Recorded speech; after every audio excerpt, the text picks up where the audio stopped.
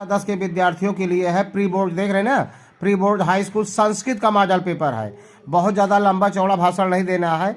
Board exam देने से पहले एक बार जरूर देख के जाना पेपर। लगभग 90% आपको लाभ मिलेगा, इससे बता दे रहा हूँ। एक बार जरूर देख के जाना, वीडियो को पूरा देखना, स्किप मत करना, टोटल पूरा क्वेश्चन देख कर जाना। पहला क्वेश्चन है, सिख धर्म के संस्थापक कौन थे?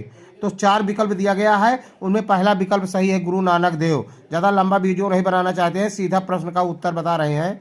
दूसरा क्वेश्चन है, महाकवि कालिदास का महाकाव्य है? तो इसका पहला विकल्प है रघुवंशम कुमार संभवम। तीसरा है, कालिदास के काव्यों में अंगी रस है? श्रृंगार रस। कालिदास श्रृंगार रस के लिए बहुत फेमस है। नीति शतकम के रचयिता कौन है? भर्तृहरि। पहला विकल्प ही इसका सही है। गीतांजलि के रचनाकार है? पहला विकल्प सही है, रविंद्रनाथ। शंकराचार्य ने कितने वेदांत पीठों की स्थापना की? इसका विकल्प है चौथा सही है, 4। वैदिक वाङ्मय में कितने वेदांग हैं? इसका आंसर है विकल्प सा, 6 वेदांग हैं। 8वां क्वेश्चन है, मदन मोहन मालवीय को महात्मा की उपाधि किसने दी? महात्मा गांधी ने उन्हें कहा था। पहला विकल्प सही है। लक्ष्य विभेद परीक्षा पाठ महाभारत के किस पर्व से उद्घृत है? वन पर्व से। सब विकल्प सही है, वन पर्व। भाषाओं में सबसे मधुर क्या है? सुंदर वचन जो होता है, मीठा वचन जो होता है, यही सबसे अच्छा होता है। मनुष्य का सच्चा आभूषण क्या है? पहला विकल्प सही है, सुंदर वाणी। आगे हम पेपर को पलट रहे हैं। 3 अगला क्वेश्चन है, रमानाथ को किसने रक्त दिया? तो इसका विकल्प होगा पहला, सुमेधा ने दिया था। माँ का उच्चारण स्थान है ओष्ठ। बा विकल्प सही है, ओष्ठ। सल प्रत्याहार के अंतर्गत वर्ण आते हैं? सा खा सा हा। पहला विकल्प सही है, 4 आते हैं। महावीर में संधि है, मतलब इसका महा आदि गुणा गुण संधि है इसमें। तीसरा विकल्प सही है। त्रिलोकी में कौन सा समास है? संख्या पूर्वो दिगु। देख रहे हैं, त्रिलोकी में त्रि शब्द आ रहा है, संख्यावाची है, इसलिए इसमें संख्या पूर्वो दिगु दिग समास होगा। पहला विकल्प सही है। सा नेत्राभ्याम पश्यति में, नेत्राभ्याम में रेखांकित पद में विभक्ति बताना है, तो नेत्राभ्याम में तृतीया विभक्ति होगा। कृत्वा में कौन सा प्रत्यय है? तो क्वत्वा प्रत्यय लगा हुआ है। दास्यत रूप है, लृट लकार प्रथम पुरुष एक वचन का, मतलब ब विकल्प इसका सही है। भगवते किस विभक्ति और वचन का रूप है? चतुर्थी एक वचन। अगला है, खा खंड में देख रहे हैं, अब वर्णात्मक है, इसका अर्थ है दूसरे को मैं बता रहा हूँ, संदर्भ सहित। तो संदर्भ लिखेंगे आपको 2 नंबर मिलेगा, व्याख्या करेंगे तो 3 नंबर मिलेगा। रविन्द्रस्य प्राथमिकी शिक्षा गृहे यो जाता। रविंद्रनाथ टैगोर की प्राथमिकी शिक्षा उनके घर से हुई, मतलब घर पर हुई। शिक्षणम बाल बंग भाषायाम प्राभृत, और उनकी शिक्षा बंगाल भाषा में प्रारंभ हुई। प्रारंभिकम विज्ञान संस्कृतम गणित मिति त्रयो पाठ्य विषया अभूवन। प्रारंभ में विज्ञान संस्कृत और गणित नामक 3 विषय ही हुए की परीक्षा पढ़ाई इनकी घर पर हुई।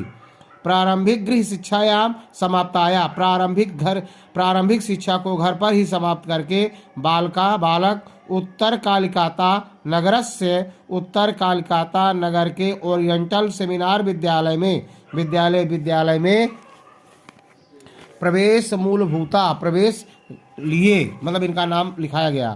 तदंतरम इसके बाद नार्मल विद्यालय गतवान, वह नार्मल विद्यालय गए। परम कुत्रापि मनो न रमते अस्म, लेकिन उनका मन वहाँ नहीं लगा। तो ये आपका भावार्थ हो गया। संदर्भ आप स्वयं लिखना जानते होंगे, विद्यालय में सीखे होंगे। निम्नलिखित शीर्षक किसी एक शीर्षक का हिंदी में सारांश लिखिए। विश्व कवि रविंद्र, महाकवि कालिदास, आदि शंकराचार्य। आपके किताब का है, महाकवि कालिदास के बारे में लिखेंगे, मतलब श्रृंगार रस के बारे में लिखेंगे, इनका बड़ा प्रिय था। उपमा कालिदास से, ऐसा हेडिंग डालेंगे। अलंकार में उपमा कालिदास का अलंकार बहुत प्रिय है। इस तरह से सब हेडिंग डाल लिखेंगे, कोई क्वेश्चन नहीं छोड़ेंगे। निम्नलिखित श्लोकों में से किसी एक का हिंदी में व्याख्या कीजिए। संदर्भ लिखेंगे, प्रसंग लिखेंगे, तब व्याख्या करेंगे। पृथिव्याम 3 रत्नानि जलम अन्नम सुभाषितम मूढ़ै पाषाण खंडेषु रत्न संज्ञा विधीयते। मतलब पृथिव्याम त्रीण रत्नान, पृथ्वी में 3 प्रकार के रत्न पाए जाते हैं, जल, अन्न और सुंदर वचन।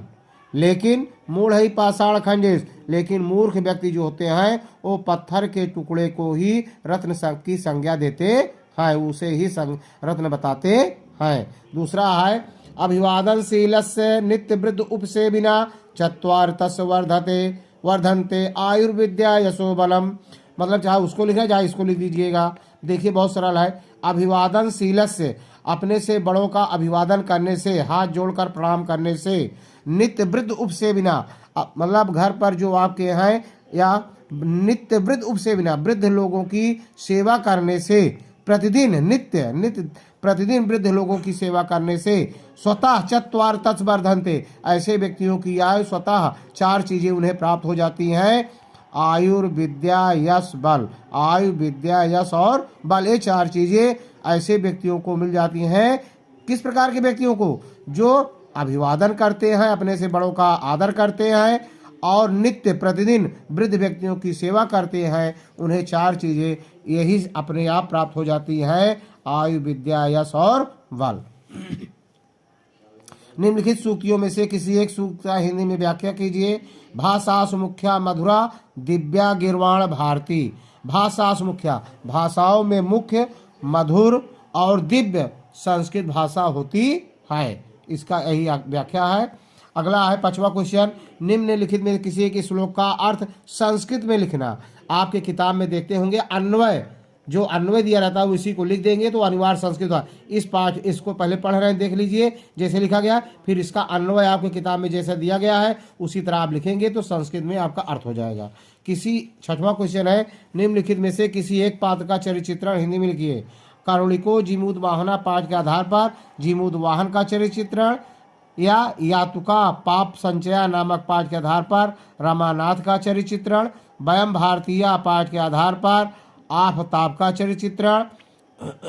फिर है खा पुतलीबाई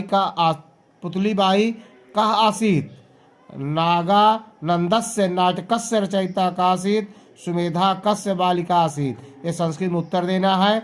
फिर अगला है खंड ख का, निम्नलिखित रेखांकित पदों में किसी एक में निर्देशानुसार विभक्त का नाम लिखिए। अक्षरकाया गाम दोग्धापया गुरुवे नमा, गुरुवे में सप्तमी विभक्ति है और गाम दोग्धिपया गाम द्वितीया है। इस तरह से आपको लिखना है। निम्नलिखित में से किसी एक पद में प्रत्यय लिखिए। अगला है प्रत्यय के लिए देख रहे हैं।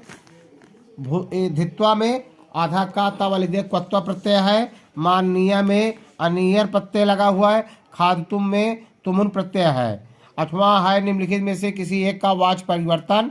रमेशा पाठम पठते, तो रमेशा पाठम पठति, रमेशा पाठम पठति।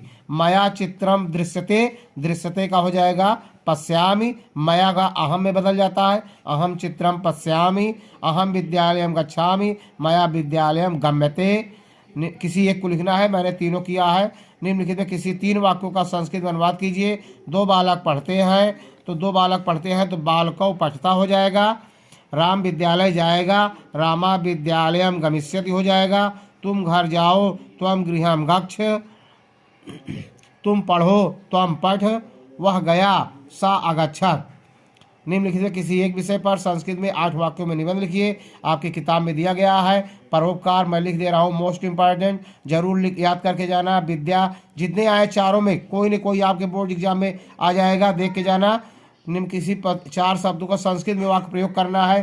तुभ्यम असनत्वा कुत्र, अब कुत्र बहुत सरल है। सह कुत्र निवसति, वह कहाँ रहता है। अस्माकम इदम अस्माकम का तत्र, सह तत्र निवसति, वह वहाँ रहता है। त्वम किम खादसी, तुम क्या खाते हो। इस तरह से कर देना है। यदि वीडियो अच्छा लगा हो तो लाइक करना, सब्सक्राइब करना, शेयर करना। जय हिंद, जय भारत।